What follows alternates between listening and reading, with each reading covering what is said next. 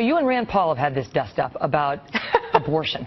And, I mean, I understand it's strange that Rand Paul is fighting with you a little bit, but it does bring up a serious issue, as between the two parties in particular. And he keeps saying to the reporters who want him to say whether he supports rape and incest exceptions to abortion, and he hasn't been explicit on that, to your, to your point. He hasn't.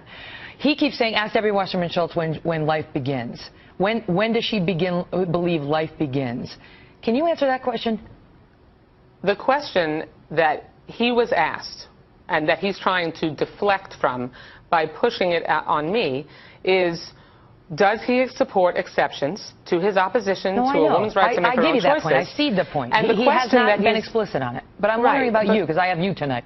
So from my perspective, from my party's perspective, we do not support rolling back the protection that the constitutional right to make your own reproductive choices established in Roe versus Wade has given to women. Okay, but let me ask you, Republicans let me stop like you there and ask you. Rand Paul did. Because this is such a dicey issue, and the American public, is very divided on this. As you know, it's not like 90% of the public supports abortion. They do not. And 80% of the majority support a woman's right to choose. But 80% of the public is against an abortion in the third trimester, and almost 65% is against an abortion in the second trimester.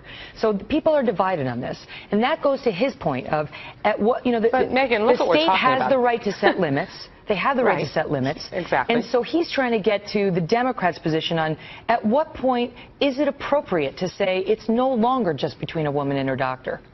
What is appropriate from our perspective, I'll speak for myself, but I think I can speak for most in my party, and that is that a woman's right to make her own decisions about her body should be between her and her doctor.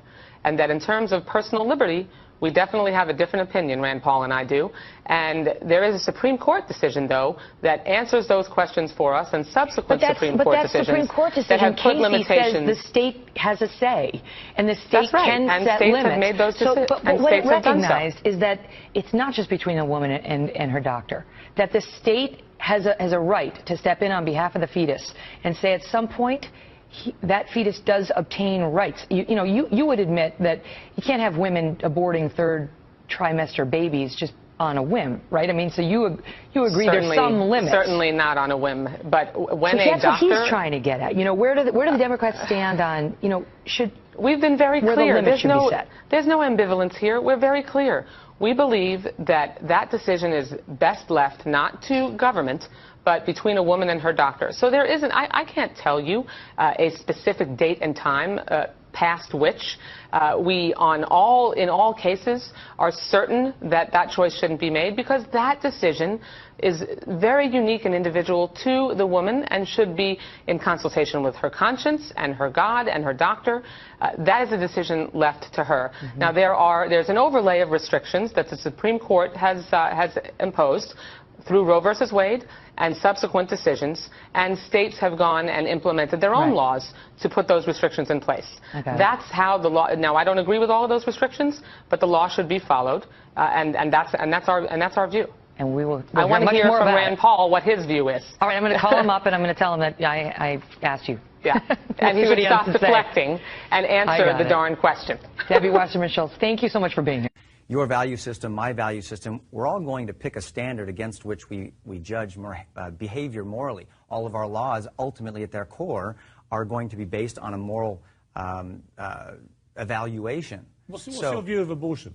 I think that it's wrong. Under any circumstances? Under any circumstances. Even rape and incest? I think that someone who is ultimately willing to murder a child, even to fix another tragic and devastating situation, like rape or incest or things like that, is not taking the moral high road. I think that we're compounding the problem by also murdering a little child. But could you honestly look a daughter in the eye if she was raped and say, you have got to have that child?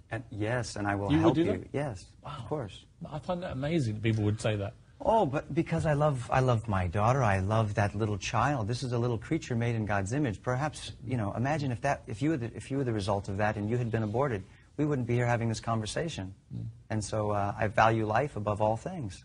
Governor Mike, I assume that in talking about all of these medical and health benefits that you are taking into consideration, because I've looked over some of your comments about abortion. I found them troubling. You said that there are two victims. One is the child, the other is the birth mother. Do you think that guilting somebody who's already making a really horrific choice in their life is really the way to go? No, in fact, would be the opposite of that. I think you don't put guilt on the mother. Except, sir, that's kind of what you said. You kind of said. The bad person in this.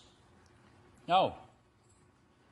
So you don't think that... in fact, that's why I said that I think often the birth mother is a victim.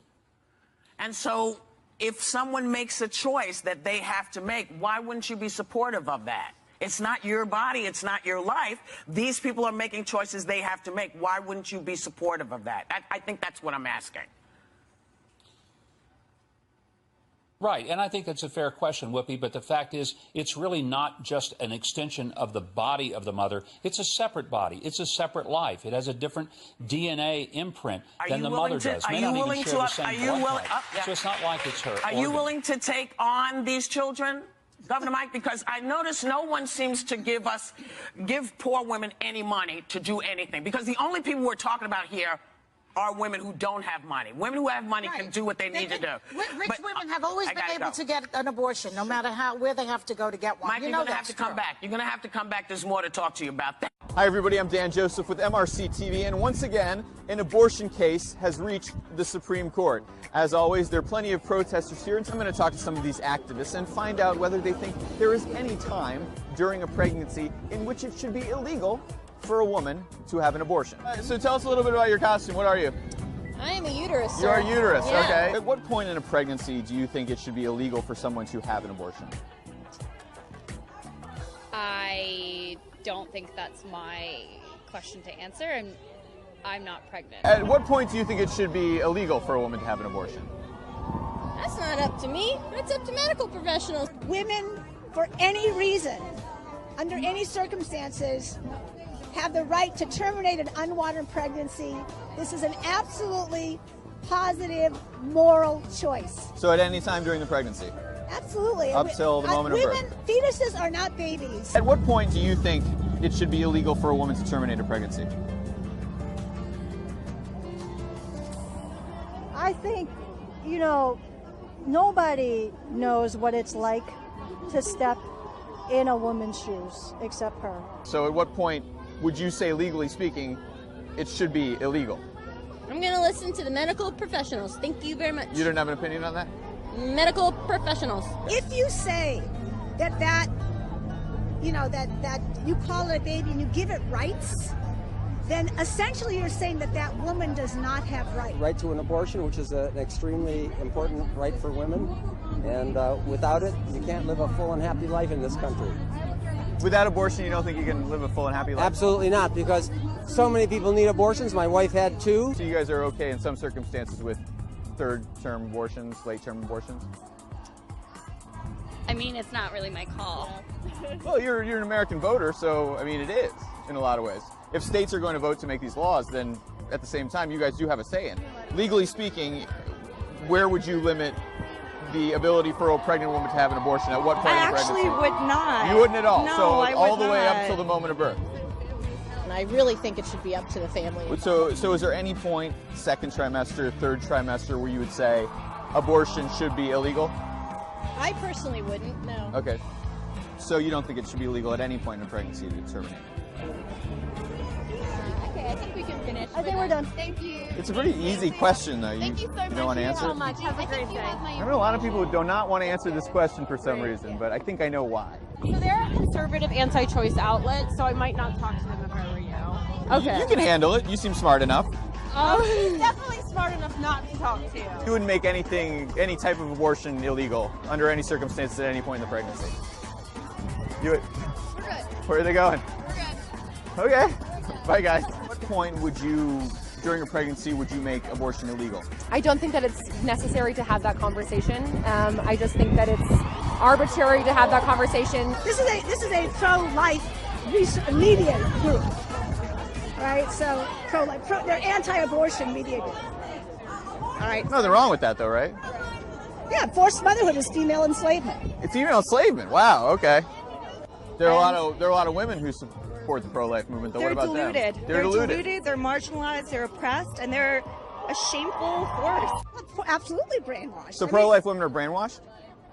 I think that a provider is the person who is making the decision, you know, who would say to the person, you know, who is... I just don't think that that's a conversation that needs to be... The woman just doesn't feel like having the baby anymore. I really don't think that's something that happens every day. I mean... Probably not, but you'd be okay with it. I think abortion has to be a right. If you're carrying it that far to term, it's a medical emergency. If you shut it down at like 7 months or something, then you're not going to be able to save a woman's life. And what if that fetus isn't viable anymore? Okay, so unless it was a medical emergency, you'd say limit abortion up to a certain point. No, I think so. No. Okay, so basically any time for any reason. Yeah. You believe there should be no point in a pregnancy where it should be illegal to terminate that pregnancy? That's correct. For any reason whatsoever? That's correct. Okay. Absolutely. Thank you for being honest, because we got a lot of people who will not answer that question. All right.